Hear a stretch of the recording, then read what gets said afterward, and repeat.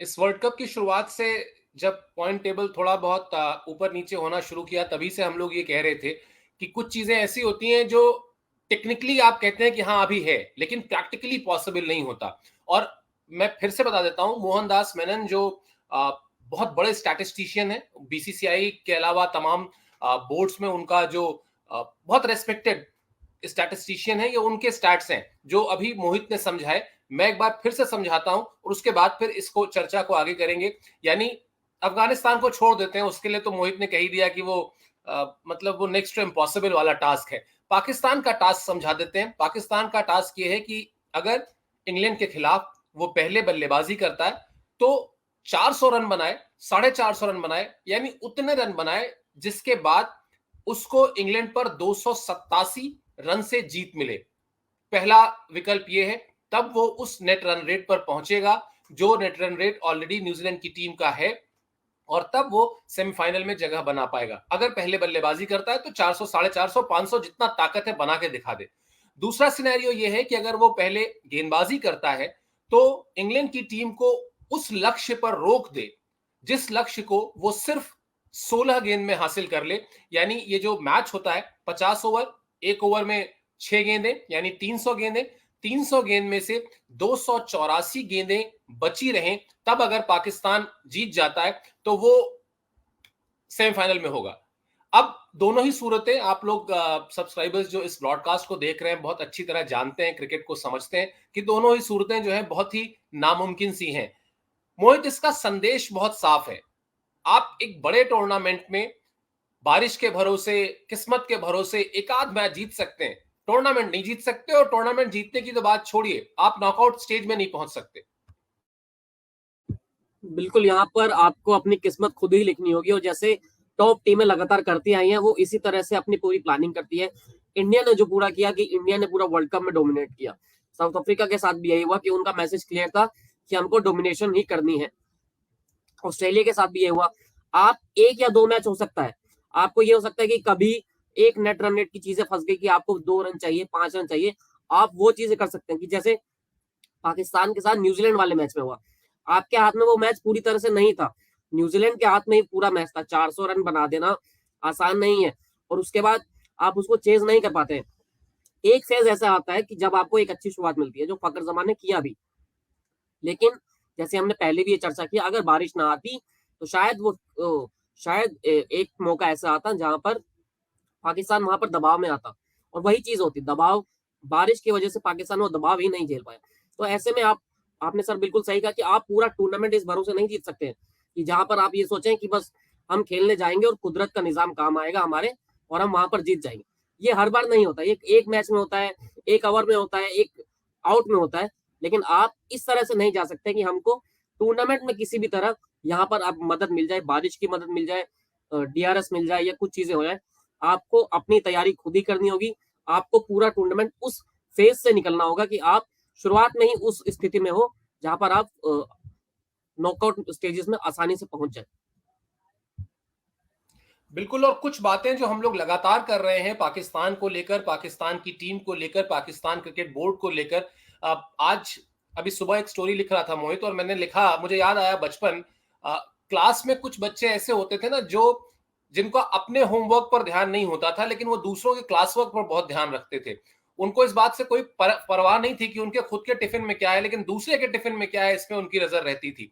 ऐसे बच्चों को बड़ा शिकायती लाल टाइप के बच्चे होते थे। वो मतलब उनका पूरा पर्पस यही होता था कि टीचर से जाके शिकायत लगानी है, मोहित की शिकायत लगा देते हैं, कुणाल की शिकायत लगा देते हैं, थोड़ा डांट खिलवा देते हैं, उसमें उनको मजा आता था। ये पाकिस्तान की टीम भी लगभग उसी तरह के पैटर्न पर जा रही है, और आज से नहीं, पिछले कुछ समय से लगातार स्थिति ऐसी ही है। क्या ये बेहतर होता, जो हम लोग कल भी चर्चा कर रहे थे, क्या ये बेहतर होता कि इस टूर्नामेंट के शुरू होने से पहले पाकिस्तान क्रिकेट बोर्ड के मुखिया बुलाते खिलाड़ियों को, बिठाते और कहते कि 45 दिन अब हमको सिर्फ मैदान में अपने फोकस करना है, हमको कुछ नहीं देखना है, हमको कुछ नहीं सोचना है, हम सिर्फ ये सोचेंगे कि 45 दिन हमको जितना टैलेंट हमको दिया है ऊपर वाले ने क्रिकेट में, वो टैलेंट के साथ हम जस्टिस कर सकें, हम अपनी 100% क्रिकेट दे सकें, या वीजा की शिकायत कर सकें, फैंस को वीजा नहीं मिला इसकी शिकायत कर सकें। पूर्व क्रिकेटर्स तो कुछ ऐसे हैं जो ये भी बता रहे हैं कि साहब पाकिस्तान की टीम को तो हिंदुस्तान में आजादी ही नहीं है, वो घूमने फिरने नहीं जा पा रहे हैं। शायद ये प्लेयर्स अपना समय भूल गए हैं। ये वही अब्दुल रजाक साहब हैं जब ये खेला करते थे, और जब 2004 में भारतीय टीम पाकिस्तान गई थी 14 साल के अंतराल के बाद, या 2005 में जब पाकिस्तान की टीम आई, या 2006 में जब फिर भारतीय टीम वहां पर गई, किस तरह के सुरक्षा इंतजामात होते थे वो हमारी आंखों के सामने हमने देखा है। प्लेयर्स को छोड़िए, मीडिया को भी बहुत सारी चीजों से बचना होता था वहां पर। लेकिन अब बोलना है, कैमरा है सामने तो बोल दीजिए कि आजादी नहीं है। ये जो मैदान के बाहर जो चीजें हुई, आप भी इस बात से सहमत होंगे कि इसका बहुत बड़ा असर टीम की परफॉर्मेंस पर पड़ा है। और ये पाकिस्तान के साथ सिर्फ इस टूर्नामेंट की कहानी नहीं है। जब भी कोई बड़ा टूर्नामेंट आता है तब पाकिस्तान के साथ ऐसी चीजें होती है। 2019 का वर्ल्ड कप ले लीजिए, तब भी यही हुआ था, क्योंकि उस वक्त पुलवामा वाला एक सीन चल रहा था, तो वहां पर ये लगा कि इंडिया पाकिस्तान नहीं खेलेंगे। 2015 के वर्ल्ड कप में भी यही हुआ, क्योंकि तब मोदी गवर्नमेंट नहीं आई थी, तब पाकिस्तान की दिक्कतें अलग थी। तो ये चीजें पाकिस्तान के साथ हमेशा होती है, और हर बड़े टूर्नामेंट से पहले आपको दिखेगा कि पीसीबी में कुछ खटपट चल रही है। ऐसा ऐसा नहीं है कि ये सिर्फ पाकिस्तान के साथ होता है, हर टीम के साथ होता है कि कुछ ना कुछ दिक्कतें चलती हैं, कुछ ना कुछ चीजें होती रहती है, पॉलिटिक्स की, बोर्ड की पॉलिटिक्स चलती रहती है। लेकिन आप जब एक बड़ा टूर्नामेंट आता है तब आप ये कोशिश करते हैं कि आप एकजुट रहें। इंडिया के साथ भी यही हुआ। मैं वर्ल्ड कप शुरू होने से पहले बहुत सी दिक्कतें थी, टीम में दिक्कतें थी, कोई फिटनेस नहीं था, कोई खिलाड़ी फिट नहीं था, पता नहीं था कि प्लेइंग 11 में किसको जगह मिलेगी किसको नहीं मिलेगी। लेकिन जिस दिन से टूर्नामेंट शुरू हुआ और जब तक ये टूर्नामेंट चलेगा, हमने देखा है, हमको दिख रहा है कि किस तरह पूरी टीम एकजुट है। एक ही मैसेज है हर किसी का कि हमको सिर्फ जीत से मतलब है। यहाँ कोई अब ये नहीं कर रहा है कि इसका स्ट्राइक रेट कम है, ये अपने स्वार्थ के लिए ये पारी खेल रहा है। अब ऐसा कुछ नहीं है, सभी को पता है कि हर किसी का एक अपना रोल है। हर किसी का रोल सिर्फ इतना है कि आपको टीम की जीत में कंट्रीब्यूट करना है, और वही चीज हमको देखने को मिल रही है। शायद पाकिस्तान को अगर बड़े टूर्नामेंट्स में बड़ा दिलेर वाली टीम बनना है तो उसको यहाँ पर इंडिया से जीतना ही होगा, क्योंकि हर बड़ा टूर्नामेंट जब आता है तब टीम इंडिया एक साथ एकजुट हमको दिखाई देती है।